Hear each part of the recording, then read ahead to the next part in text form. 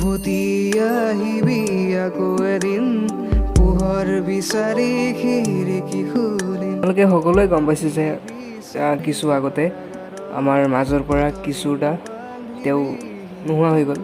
আমি কোনোৱে বিশ্বাস কৰিব পৰা নাই আচলতে কথাটো। আৰু তেখেতক আমি যিহেতু লগ পাইছোঁ, লগ পোৱাৰ পিছত তেখেত কেনেকুৱা আছিলে, কি আছিলে, সেই লগ পোৱা মানুহখিনিয়ে বা একেলগে যিখিনি মানুহে বেছিকৈ কাম কৰিছিলে, চ' তেওঁলোকে লিখি আছে তেওঁৰ বিষয়ে। কাৰণ তেওঁ ইমান চিম্পল আছিল, ইমান বেলেগ ধৰণৰ আছিল, আৰু ভাল মানুহবিলাক সোনকাল গুচি যায় নেকি তেনেকুৱা ফিল হয় সকলোৰে। আৰু আমি ফাৰ্ষ্ট টাইম লগ পাইছিলোঁ SK গুৱাহাটী কিবা এটা প্ৰগ্ৰামত।